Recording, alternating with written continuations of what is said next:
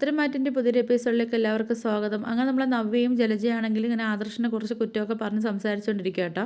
എന്നിട്ട് നമ്മളെ ജലജ പറയുന്നുണ്ട്, എന്തായാലും അവനാണെങ്കിൽ ദുബായി പോയിട്ട് വിളിക്കുകയും വെക്കുകയോ ഒന്നും ചെയ്തിട്ടില്ല, അവൻ്റെ വിവരമൊന്നും അറിയാനും വയ്യ, എന്തായാലും അവൻ ഇനി ഇങ്ങോട്ട് വരാതിരുന്നാൽ മതി എന്നൊക്കെ, അതാണ് എൻ്റെ പ്രാർത്ഥന എന്നൊക്കെ പറയുന്നുണ്ട് കേട്ടോ. എൻ്റെ മോനെ ജയിലിട്ട് അതേപോലെ തന്നെ ആദർശം ജയിലിൽ കിടക്കണമെന്നാണ് എൻ്റെ ആഗ്രഹം എന്നൊക്കെ ഇങ്ങനെ ജലജ പറയുന്നുണ്ട് കേട്ടോ. അത് ആ സമയത്ത് ഇവരിങ്ങനെ സംസാരിക്കുന്നതും കേട്ടിട്ടാണ് നമ്മളെ ദേവയാനി വരുന്നത് കേട്ടോ. ആ സമയത്താണെങ്കിൽ നമ്മളെ നവ്യ പറയുന്നുണ്ട്, എന്തായാലും അനന്തപുരിക്കാരുടെ എതിർകക്ഷിയായ എം ജ്വല്ലറി എന്തായാലും ഞാൻ ഇനി അവരെന്നെ പരസ്യത്തിന് വിളിച്ചിട്ടുണ്ട്, ഞാനത് ഇനി അഭിനയിക്കാൻ പോകും, ആരൊക്കെ എതിർത്താലും ഞാൻ പോകുമെന്നൊക്കെ പറയുന്നുണ്ട് കേട്ടോ. ആ സമയത്താണെങ്കിൽ നമ്മൾ ജലജ പറയുന്നുണ്ട്, അത് തന്നെ മോളെ തീരുമാനം അതാ നല്ലതെന്നൊക്കെ ഇങ്ങനെ പറയുന്നുണ്ട് കേട്ടോ. എന്നിട്ട് പറയുന്നുണ്ട്, എന്തായാലും അനന്തപുരിക്കാരല്ലേ എൻ്റെ അഭിക്കാണെങ്കിൽ ഇവിടെ ജോലിയും കാര്യങ്ങളൊന്നും കൊടുക്കാത്ത, എന്തായാലും എം ജ്വല്ലറിയുടെ MD വരട്ടെ, വരുമ്പോഴത്തേക്ക് ഞാൻ MD അടുത്ത് സംസാരിച്ച് ഞാൻ എന്തായാലും അഭിക്കൊരു ജോലിയൊക്കെ മേടിച്ച് കൊടുക്കുമെന്നൊക്കെ പറയുന്നുണ്ട് കേട്ടോ. എന്തായാലും ആദർശിനെയും കാട്ടി നല്ലൊരു പൊസിഷനിൽ എന്തായാലും എൻ്റെ അഭിയെ ഞാൻ എത്തിക്കുമെന്നൊക്കെ ഇങ്ങനെ നമ്മൾ നവ്യ പറയുന്നുണ്ട്. അപ്പോൾ ഇതൊക്കെ കേട്ടിട്ടാണ് നമ്മൾ ദേവയാനി ഇങ്ങോട്ട് വന്നിട്ട്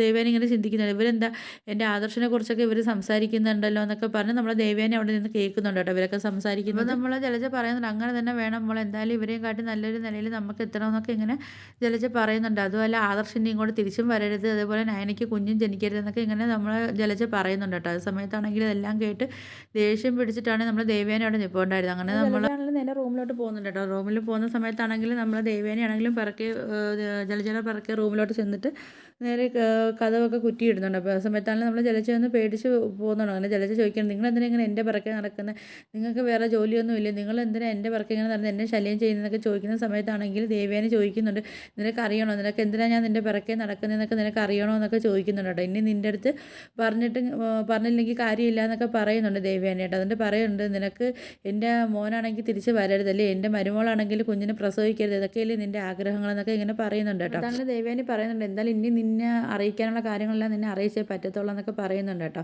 എന്നിട്ട് പറയുന്നുണ്ട്, എന്തായാലും നിൻ്റെ മകൻ്റെ കണക്ക് അത്രയ്ക്കും വൃത്തികെട്ട മോനൊന്നും അല്ല എൻ്റെ മോനെന്നൊക്കെ പറയുന്ന സമയത്താണെങ്കിൽ നമ്മൾ ജലജ പറയുന്നുണ്ട്, ഓഹോ ഇപ്പം നിങ്ങളെല്ലാവരും എൻ്റെ മോനെ അങ്ങനെ മുദ്ര കുത്തിയാണല്ലോ നിൽക്കുന്നത്, നിങ്ങളെ മോനൊക്കെ നല്ല മാന്യനാണല്ലോ എന്നൊക്കെ പറയുന്ന സമയത്താണ് നമ്മൾ ദേവേനി പറയുന്നുണ്ട്, അതെ എൻ്റെ മോനൊക്കെ നല്ല മാന്യനാണ്, അത് മറ്റുള്ളവരുടെ ജീവിതം തകരാതിരിക്കാൻ വേണ്ടി എൻ്റെ മോൻ അങ്ങനെ കുറ്റങ്ങളൊക്കെ ഏറ്റെടുത്തിരിക്കുക എന്നൊക്കെ പറയുന്നുണ്ട് കേട്ടോ. എന്നിട്ട് പറയുന്നുണ്ട്, എന്തായാലും പറയുന്നുണ്ട്, ശരിയാണ് നിങ്ങളെ മോൻ എന്തായാലും ഇപ്പോൾ അനഘ സംസാരിക്കാതിരിക്കുന്നുണ്ട്, നിങ്ങളെ മോൻ എന്തായാലും ഇപ്പോൾ രക്ഷപ്പെട്ട് പോകുന്നു, അല്ലെങ്കിൽ ഏതും വല്ല പിന്നെ നിങ്ങളെ മോനിപ്പോൾ ജയിലിലായിരിക്കും എന്നൊക്കെ പറയുന്നുണ്ട് കേട്ടോ. ആ സമയത്ത് ദേവേനി പറയുന്നുണ്ട്, അത് ശരിയാണ്, ഇപ്പം അനഘ സംസാരിക്കാതിരിക്കുന്നുണ്ട് നിൻ്റെ മോൻ രക്ഷപ്പെട്ട് പോകുന്നുണ്ട്, അല്ലെങ്കിൽ ഇപ്പോൾ നിൻ്റെ മോനായിരിക്കും ഇപ്പോൾ ജയിലിൽ കിടക്കുന്നതെന്നൊക്കെ ഇങ്ങനെ പറയുന്നുണ്ട് കേട്ടോ. ഇതൊക്കെ കേൾക്കുമ്പം നമ്മൾ ജലജയ്ക്കാണെങ്കിൽ ചെറിയൊരു സംശയമൊക്കെ അടിക്കുന്നുണ്ട് കേട്ടോ. അപ്പോഴത്തേക്ക് നമ്മൾ ദേവയാനി പറയുന്നുണ്ട്, നിനക്കറിയാവോ ചന്തുമോളുടെ അച്ഛന് പിന്നെ അഭിയാണെന്നൊക്കെ പറയുന്നുണ്ട് കേട്ടോ. അപ്പോൾ ഇത് കേൾക്കുന്ന സമയത്താണ് നമ്മൾ ജലജയാണെങ്കിൽ കിടന്ന് ചിരിക്കുന്നുണ്ട് കേട്ടോ. അപ്പോൾ ജലജ പറയുന്നുണ്ട്, ഓ ഇനി വേറെ എന്തോ ഉണ്ട്, നിങ്ങളിങ്ങനെ പറഞ്ഞ് മറ്റുള്ളവരെ ബോധ്യപ്പെടുത്തും, പക്ഷേ എന്നെ അതിന് കിട്ടത്തില്ല എന്നൊക്കെ ജലജ പറയുന്നുണ്ട്. അപ്പോഴത്തേക്കാണെങ്കിൽ ദേവയാനി പറയുന്നുണ്ട്, അത് ശരിയാണ്, നിൻ്റെ മോനാണെങ്കിൽ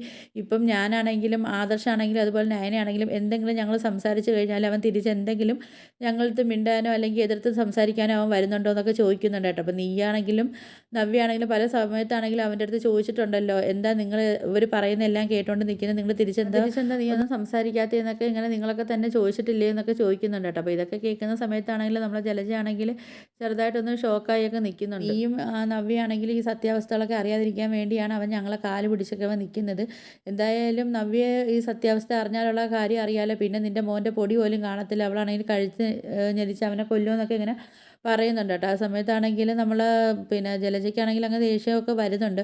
അതുകൊണ്ട് ജലജ പറയുന്നുണ്ട്, എന്തായാലും ഇനിയും മറ്റുള്ളവർ തെറ്റ് ചെയ്തെന്നും പറഞ്ഞുകൊണ്ട് എനിക്ക് നിങ്ങളെ അടിയും കാര്യങ്ങളൊന്നും മേടിക്കേണ്ട ആവശ്യമില്ല, ഇനി എന്നെ നിങ്ങൾ അടിച്ചു കഴിഞ്ഞാൽ നിങ്ങളെ ഞാൻ തിരിച്ച് തല്ലുമെന്നൊക്കെ പറയുന്നുണ്ട് കേട്ടോ. അപ്പോഴത്തേക്കാണെങ്കിൽ ദേവേനി പറയുന്നുണ്ട്, ആഹാ തല്ലുകൂടി, എന്നാൽ പിന്നെ നീ ഒന്ന് തല്ലടി എന്നൊക്കെ പറഞ്ഞിട്ടാണെങ്കിൽ ദേവേനി ആണെങ്കിൽ നേരെ ജലജയുടെ മുമ്പിൽ പോയി നിന്നിട്ടാണെങ്കിൽ ജലജയ്ക്ക് ചെവി കുറ്റി നോക്കി രണ്ടെണ്ണം പൊട്ടിക്കുന്നുണ്ട് കേട്ടോ. അങ്ങനെ ആ അടി കിട്ടിയതോടെ ജലജ വന്നാണെങ്കിലും മറിഞ്ഞ് വന്ന് കട്ടിലൊക്കെ വീഴുന്നുണ്ട്.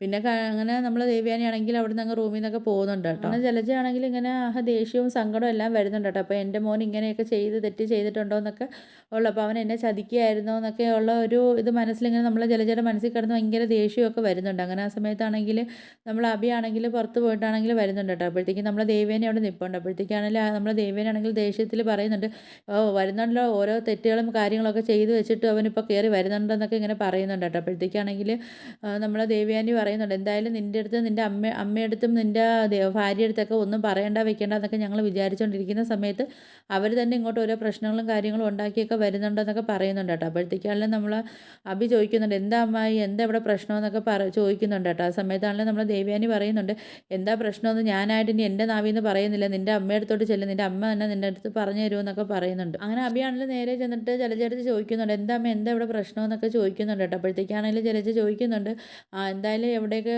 കിടന്ന് കറങ്ങി തിരിഞ്ഞിട്ടൊക്കെ നീ തിരിച്ചെത്തിയോ എന്നൊക്കെ ചോദിക്കുന്നുണ്ട് കേട്ടോ. എന്നിട്ട് ജലജ പറയുന്നുണ്ട്, എന്താ എന്താ സംഭവം നിനക്ക് അറിയണോ, നീ ഇത്രയും നാൾ ഞങ്ങളെയൊക്കെ പറഞ്ഞ് പറ്റിക്കുമായിരുന്നല്ലേടാ, ചന്തുമോൾ ആരെ കൊച്ചാടാ, നീ ഇത്രയും നാൾ പിന്നെ ആദർശിൻ്റെ കുഞ്ഞാണെന്നല്ലേ നീ ഞങ്ങളത്തൊക്കെ പറഞ്ഞ് നീ എല്ലാവരെയും വിശ്വസിപ്പിച്ചത്, നിൻ്റെ മോളാണല്ലേടാ ചന്തുമോൾ, ഇങ്ങനെ ഒരു മോൻ തന്നെ എനിക്ക് വന്ന് പിറന്നു പോയല്ലോ എന്നൊക്കെ ഇങ്ങനെ ജലജയാണെങ്കിൽ പറയുന്നുണ്ട് കേട്ടോ. ആ സമയത്താണെങ്കിൽ നമ്മൾ അഭിയാണെങ്കിൽ പിന്നെ പറയുന്നുണ്ട്, അമ്മ അത് എനിക്കൊരു തെറ്റ് പറ്റിപ്പോയെന്നൊക്കെ പറയുന്നുണ്ട്. ആ സമയത്താണെങ്കിൽ ജലജയ്ക്കാണെങ്കിലും ദേവേനെ അടിച്ചതിൻ്റെ ദേഷ്യം എല്ലാം കൊണ്ട് ജലജയുടെ മനസ്സിൽ കിടന്ന് തിളയ്ക്കുന്നുണ്ട്. അപ്പം ജലജയാണെങ്കിൽ പറയുന്നത്, ഇതാണ് തെറ്റ് പറ്റിപ്പോയത്, നീ ഞങ്ങളെ ചതിക്കുകയായിരുന്നല്ലേ ചെയ്തതെന്നൊക്കെ പറയുന്നുണ്ട് കേട്ടോ. ഇങ്ങനെ ഒരു മോനായിപ്പോലും എനിക്ക് വന്ന് ജനിച്ചതെന്നൊക്കെ പറഞ്ഞിട്ട് ജലജയ്ക്കാണെങ്കിൽ സമനില തെറ്റിയ അവസ്ഥയിലൊക്കെ ജലജ നിൽക്കുന്നുണ്ട് കേട്ടോ. അങ്ങനെ ജലജയാണെങ്കിൽ അവിയുടെ കഴുത്തിന് പിടിച്ചിട്ടാണെങ്കിൽ ഭിത്തിയിൽ ചേർത്ത് വെച്ചിട്ട് നല്ല അടിയൊക്കെ കൊടുക്കുന്നുണ്ട്. എന്നിട്ട് പറയുന്നുണ്ട്, എടാ കണ്ടോടാ എൻ്റെ മുഖം കണ്ടോ, എൻ്റെ മുഖത്ത് കണ്ടോടാ അവരെ അടിച്ചതിൻ്റെ പാടാ, എനിക്കിതിൻ്റെ പ്രതികാരം അവരുടെ അടുത്ത് എനിക്ക് തീർച്ചയായും പറ്റത്തുള്ളൂ എന്നൊക്കെ നമ്മൾ ജലജ പറയുന്നുണ്ട് കേട്ടോ. അപ്പോഴത്തേക്കും നിങ്ങൾക്ക് എൻ്റെ വീഡിയോസൊക്കെ ഇഷ്ടപ്പെടുകയാണെങ്കിൽ ഒന്ന് ലൈക്ക് ചെയ്ത് ഷെയർ ചെയ്ത് സബ്സ്ക്രൈബ് ചെയ്ത് കൂടുതലുള്ള ബെല്ലൈക്കൺ എനേബിൾ ചെയ്തൊന്ന് സപ്പോർട്ട് ചെയ്യണേ.